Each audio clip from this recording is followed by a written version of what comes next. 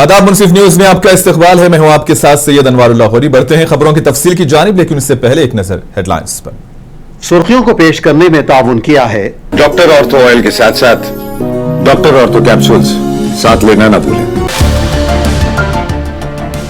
वजीर आजम ने आसाम में इंतखाबी जलसे से किया खिताब, कहा कांग्रेस ने आदिवासियों और कबाइलियों को बड़ा नुकसान पहुंचाया, हमारी फौज के साथ भी किया धोखा।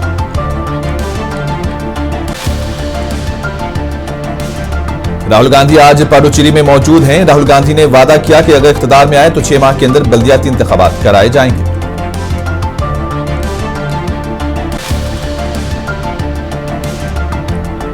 टीएमसी के उम्मीदवार कुणाल घोष ने 6 नामजदगी से कबल किया रोड शो, कहा बीजेपी को बंगाल से बाहर का रास्ता दिखाया जाएगा।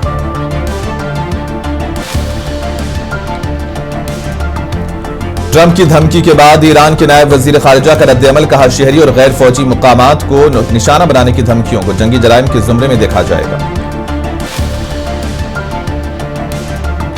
तेहरान के जुनूब मगरिब में मिशर के करीब एक रिहायशी इमारत पर फिजाई हमला, कम से कम 13 अफराद हलाक।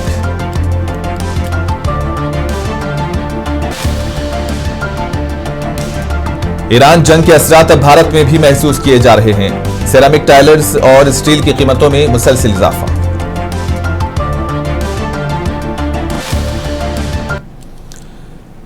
आसाम असेंबली इंतखाबात की इंतखाबी मुहिम के आखिरी दिन पीएम ने कई प्रोग्रामों में शिरकत की। पीएम का बारपेटा पहुंचने पर शानदार इस्तकबाल किया गया। मोदी ने इस मौके पर पार्टी के उम्मीदवारों के हक में वोट देने की अपील करते हुए अवाम को याद दिलाया कि ये इंतखाबात रियासत के मुस्तकबिल के लिए किस कदर अहम है। सियासी हलकों का कहना है कि वजीर आजम की यह रैली इंतखाबी कशमकश में आखिरी और फैसला कुन साबित हो सकती है। बारपेटा की सड़कें और मैदान अवाम की भरपूर शिरकत से जगमगा रहे हैं और पार्टी कारकुनान ने इसे कामयाब रैली बनाने में कोई कसर नहीं छोड़ी। यह रैली इंतखाबी मुहिम के आखिरी दिनों में पार्टी के हामियों और मुखालिफिन दोनों के लिए एक अहम संग मील साबित होने जा रही है। वजीर आजम नरेंद्र मोदी ने आसाम में इंतखाबी रैली से खिताब किया। इसी दौरान उन्होंने कांग्रेस पर सख्त तनकीद करते हुए कहा कि अपने 60 से 65 साल दौरे हुकूमत में कांग्रेस ने कबायली और आदिवासी तबकात के साथ सबसे बड़ी नाइंसाफी की। उन्होंने इल्जाम लगाया कि शुमाल मशरिक में दहशतगर्दी के बायस हजारों लोग जान से गए और बोडो इलाकों को शदीद नुकसान उठाना पड़ा। साथियों, विकसित असम के लिए, विकसित भारत के लिए हर क्षेत्र, हर वर्ग का विकसित होना बहुत जरूरी है। लेकिन कांग्रेस ने अपने 60-65 साल के राज में हमारे ट्राइबल परिवार, आदिवासियों के साथ सबसे बड़ा अन्याय किया है।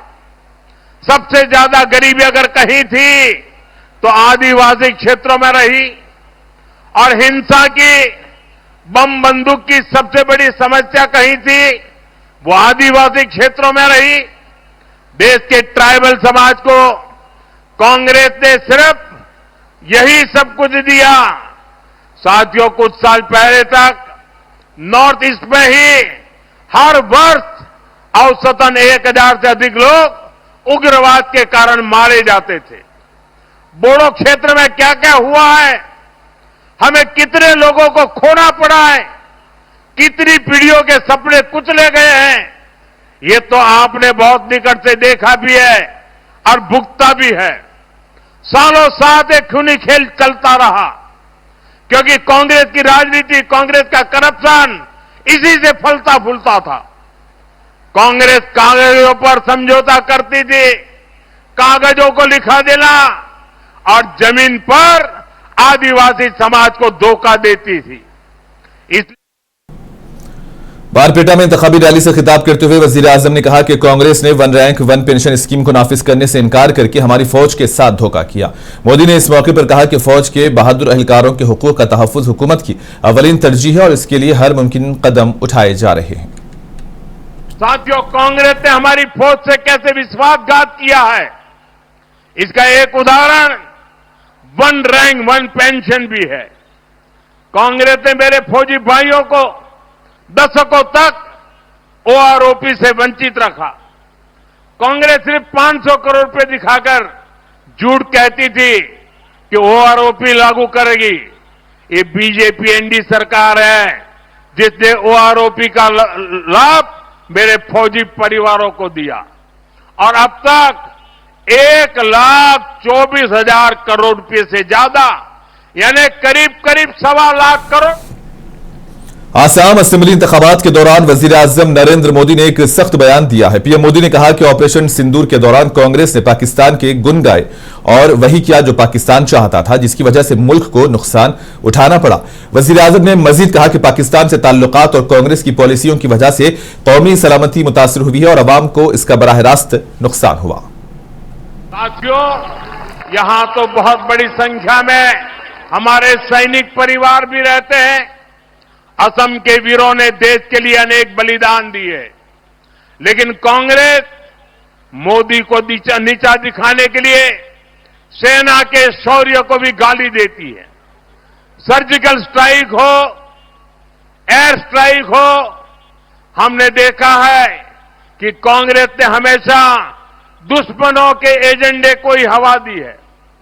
ऑपरेशन सिंदूर के दौरान भी हमारी सेनाओं ने पाकिस्तान को कुछ ही घंटों में घुटने टेकने पर मजबूर कर दिया था, लेकिन कांग्रेस ने वही गीत गाया जो पाकिस्तान ने लिखा था, जिसकी धुन पाकिस्तान ने तैयार की थी और जो पाकिस्तान को पसंद है। कांग्रेस नेताओं का ये पाकिस्तान कनेक्शन हमेशा देश पर भारी पड़ता है। साथियों, कांग्रेस ने हमारी फौज से कैसे विश्वासघात किया है, इसका एक उदाहरण 1 रैंक 1 पेंशन भी है। कांग्रेस ने मेरे फौजी भाइयों को दशकों तक ओआरओपी से वंचित रखा। कांग्रेस सिर्फ 500 करोड़ रुपए दिखाकर झूठ कहती थी कि ओआरओपी लागू करेगी। ये बीजेपी एनडी सरकार है जिसने ओआरओपी का लाभ मेरे फौजी परिवारों को दिया। राहुल गांधी आज पडुचेरी में मौजूद हैं। पडुचेरी पहुंचने पर राहुल गांधी का शानदार इस्तकबाल किया गया। मुकामी कारकुनों और अवाम ने उनका प्रतिपाक खैर मकदम किया, जिससे इंतखाबी माहौल में जोश खरोश पैदा हो गया। इसी दौरान प्रोग्राम में बड़ी तादाद में लोगों ने शिरकत की।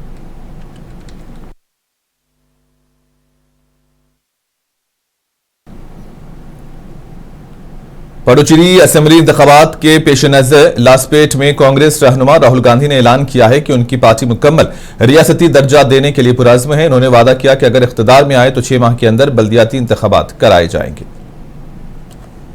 We are going to give 2,000 rupees monthly support to the unemployed youngsters, and we are going to create 30,000 new jobs in private and public sector. I can see many women sitting in the crowd.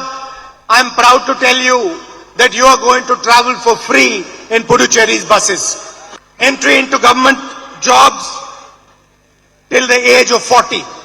Every single family in Puducherry is going to have healthcare insurance of 20 lakh rupees available to them. Whenever you fall sick, no matter what, you need a surgery, heart disease, cancer, whatever you need, 20 lakh rupees will be available to you as insurance. TMC के उम्मीदवार कुणाल घोष ने नामजदगी से दाखिल करने से पहले कहा कि बीजेपी को बंगाल से बाहर का रास्ता दिखाया जाएगा। घोष ने इंतखाबी हामियों से खिताब करते हुए पार्टी के अज़्म और अवामी हिमायत के बारे में बात की और कहा कि अवामी मसाइल के हल और रियासत की तरक्की के लिए टीएमसी की हिकमत अमली मजबूत है।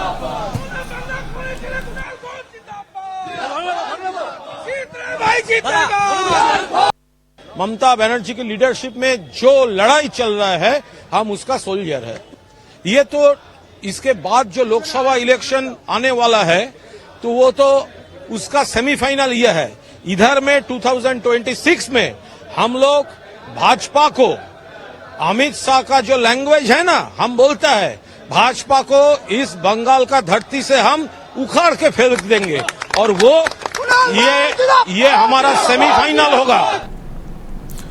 मगरबी बंगाल के जिले मालदा के गांव हरियागढ़ में पीने के पानी का संगीन बहरान बरकरार है, जहां लोग बदबूदार और आलूदा पानी पीने पर मजबूर हैं। गांव वालों का कहना है कि पानी में आर्सेनिक जैसा जहरीला मादा मौजूद है और सप्लाई भी गैर बाकायदा है। बारहा शिकायत के बावजूद कोई ठोस इक़दाम नहीं किया गया। ऐसे में असेंबली इंतखाबात से कबल साफ पानी का मसला यहां के वोटरों के लिए सबसे बड़ा सवाल बन चुका है।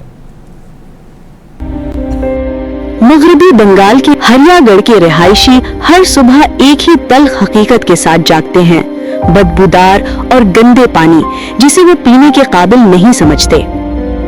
मगरबी बंगाल असेंबली इंतखाबात की तरफ बढ़ रहा है और इस गांव के हालात जिंदगी यकीनन वोटरों के जहन में होंगे। गांव वालों का इल्जाम है कि मकामी टैंक से घरों तक पानी की फराहमी भी ठीक ढंग से नहीं होती। उनका ये भी दावा है कि पानी में आर्सेनिक शामिल है, जो एक जहरीला मादा है। यहाँ के हैंडपंप से निकलने वाला पानी भी आलूदा है। रिहायशियों का कहना है कि वो इस संगीन सूरत हाल से निपटने के लिए बाहर से पानी खरीदने पर मजबूर हैं।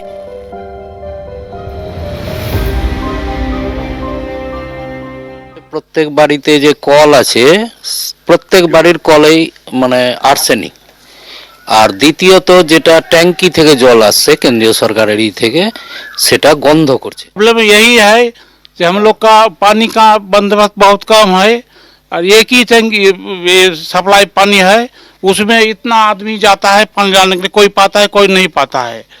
और कुल कितने लोग हैं? इस गांव में लोग है कितने लोग 200 लोग 200-250 लोग हो जाएगा। और सबके घर पे यही प्रॉब्लम? सबके घर पे यही प्रॉब्लम है। तो जो पानी आता है किस तरीके का पानी आता है? पानी आता है, पानी में बदबू आता है और पानी आपको घोला मतलब मिट्टी वाला पानी आता है। मकामी अफराद का ये भी इल्जाम है कि बारहा शिकायतों के बावजूद पानी के इस रोजमर्रा के मसले के हल के लिए कोई इकदाम नहीं किया गया। এই গ্রামে আমাদের পানীয় জলের খুব অসুবিধা, জলটা সুবিধা মতন হয় না, গন্ধ বেরায়। আমরা আমাদের আর্থিক অবস্থা তবুও আমরা জলের ডপসের জলগুলো কিনে খাই, আর এই জলে গন্ধ বেরায়, বেশিরভাগ দিনই গন্ধ থাকে। হ্যাঁ, এটা আগের থেকেই হয় গন্ধটা। इस इंतखाबी मौसम में जहां शहरी इलाकों के लोग तरक्की के ख्वाब देख रहे हैं, वहीं हरियागढ़ के देहातियों की सबसे बड़ी ख्वाहिश सिर्फ साफ पीने के पानी तक रसाई है। हरियागढ़ के रिहायशी 23 अप्रैल को असेंबली इंतखाबात में अपना वोट डालेंगे। वोटों की गिनती 4 मई को की जाएगी। ब्यूरो रिपोर्ट, मुंसिफ टीवी। केरला इंतखाबात के दौरान अहम सियासी बयान सामने आया है। कर्नाटक के नायब वजीर आला डीके शिव कुमार ने तिरुवनंतपुरम में कहा कि तरक्की के हवाले से एलडीएफ हुकूमत ने रियासत को क्या दिया। उन्होंने निशानदेही की कि तकरीबन 25 लाख नौजवान हर साल केरला से बाहर जाने की कोशिश कर रहे हैं, जिससे रियासत में रोजगार के मौके और नौजवानों के मुस्तकबिल पर सवाल या निशान लग रहा है। शिव कुमार के मुताबिक हुकूमत की मौजूदा पॉलिसीज ने नौजवानों को रियासत में जुड़े रहने के लिए जरूरी मौके फराहम नहीं किए और ये मौजू इंतखाबात में बड़ा सियासी मसला बन चुका है। That answer the Honorable Chief Minister and his party has to give. It is not, I think the employment is in peak, unemployment is in peak. Almost 25 lakh every year youngsters are trying to go out of the state. They are suffering without unemployment.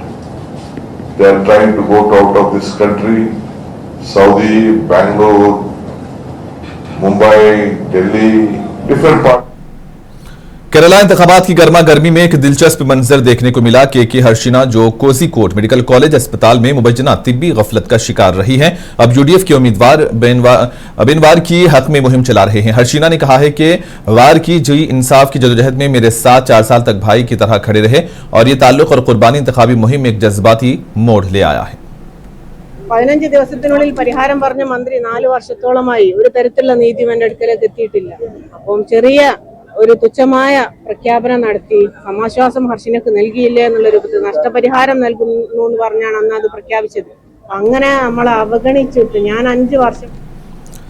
Maharashtra के वजीर आला देवेंद्र फडणवीस ने मदुराई में मशहूर मीनाक्षी मन मंदिर के दर्शन के बाद कहा कि उन्होंने प्रार्थना की है कि रियासत में बीजेपी और एआईएडीएमके का इत्तेहाद सरकार कायम करे। और देवेंद्र फडणवीस आज कई इंतखाबी रैलियों और प्रोग्राम्स में शिरकत कर रही है।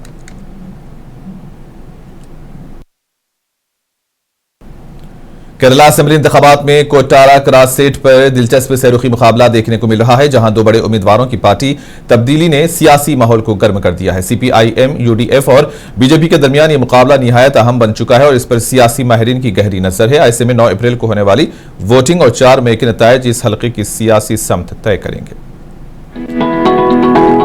केरला असेंबली इंतखाबात में कोटा राकरा सीट पर दिलचस्प सहरुखी मुकाबला देखने को मिल रहा है, जहां 2 उम्मीदवारों ने अपनी पार्टियां तब्दील कर ली हैं।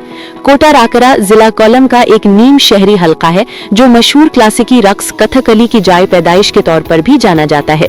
यहाँ CPIM के मौजूदा MLA KN बालागोपाल, UDF की उम्मीदवार और 3 बार की साबिक MLA आयशा और BJP की R रेशमी मैदान में है।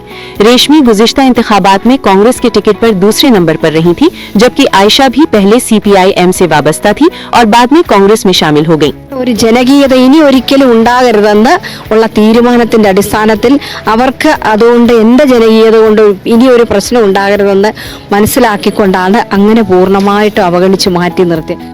आयशा ने इल्जाम लगाया कि मकबूल होने के बावजूद पार्टी ने उन्हें नजरअंदाज किया, जिसके बाद उन्होंने जनवरी 2026 में कांग्रेस का रुख किया।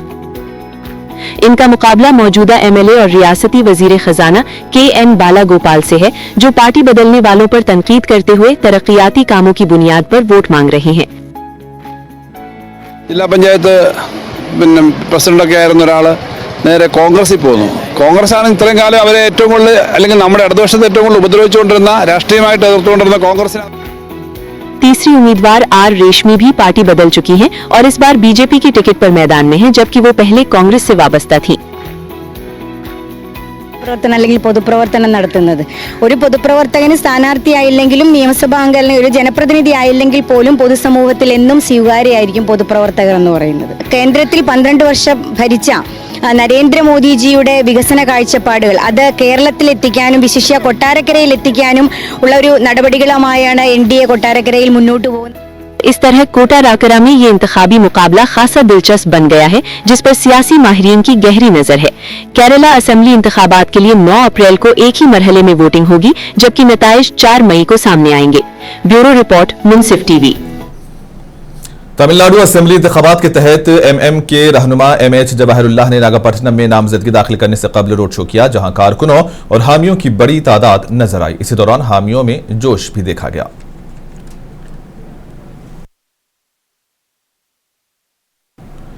तमिलनाडु असेंबली इंतखाबात के दौरान चेन्नई में माहौल खुशगवार हो गया है। शहर में बारिश की बायस से शहरियों को शदीद गर्मी से काफी राहत मिली। मौसम की ये तब्दीली न सिर्फ इंतखाबी मुहिम को खुशगवार बना रही है, बल्कि अवामी हाजिरी और जोश खरोश में भी इजाफा कर रही है। तमिलनाडु के मेट्टूर डैम के करीब वाक़ कई देहात आज भी पानी की शदीद किल्लत का शिकार हैं। मुकामी लोगों का कहना है कि डैम के करीब होने के बावजूद पानी की फराहमी गैर बाकायदा और गैर मसावी है, जिससे किसानों और आम लोगों को मुश्किलात का सामना है। पानी की कमी ने ज़राअत और रोजमर्रा जिंदगी दोनों को मुतासिर किया। तमिलनाडु का मेट्टूर डैम, जो रियासत के सबसे बड़े आबी जखायर में से एक है, इससे चंद किलोमीटर के फासले पर होने के बावजूद कई देहात आज भी पानी की किल्लत से दो चार हैं। मकामी लोगों का कहना है कि डैम के करीब होने के बावजूद पानी की फराहमी बाकायदा नहीं, जिससे दस्तयाबी और आखिरी मरहले तक तरसील के दरमियान वाज़ेह फर्क जाहिर होता है।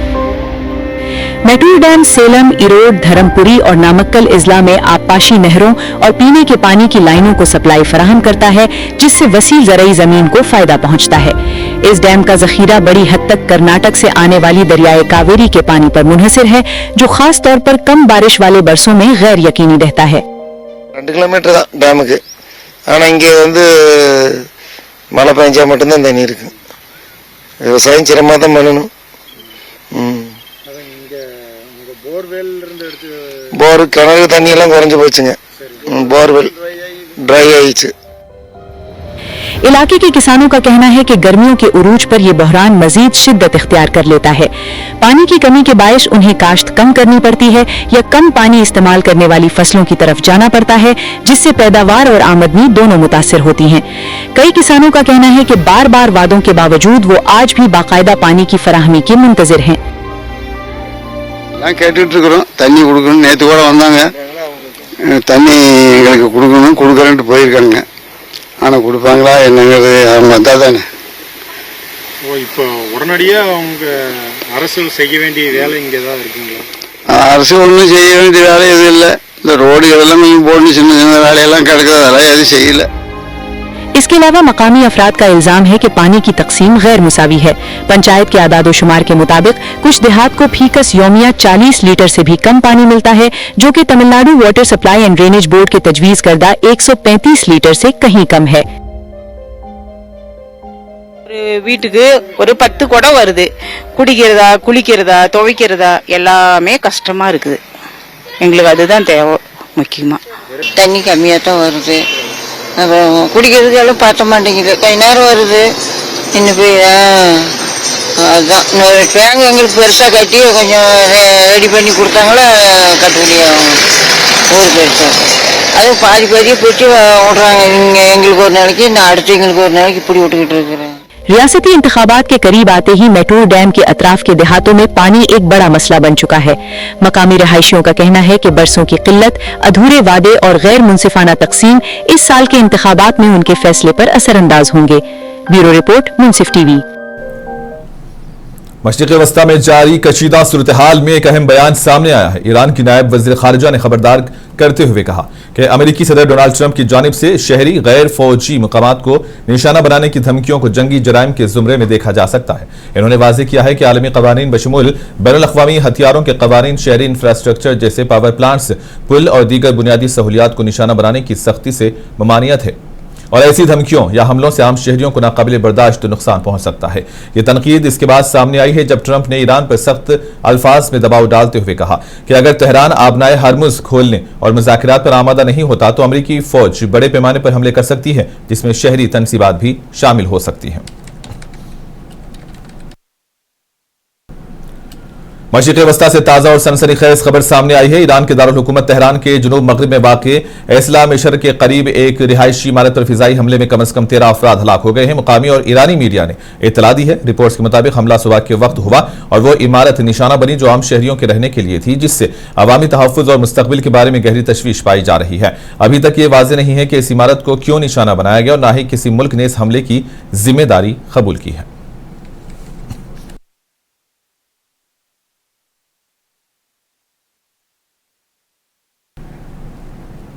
ईरान जंग के असरात अब भारत में भी महसूस किए जा रहे हैं, जहां एलपीजी की कमी ने तामीराती शोबे को मुतासिर करना शुरू कर दिया है। देहरादून में सेरामिक टाइल्स और स्टील की कीमतों में मुसलसल इजाफा देखा जा रहा है, जबकि मोरबी की कई फैक्ट्रियां बंद होने से सप्लाई भी मुतासिर हुई है। ताजिरों का कहना है कि बढ़ती हुई लागत का बोझ अब आम लोगों पर पड़ रहा है, जिससे तामीराती काम और घरेलू बजट मुतासिर हो सकते हैं।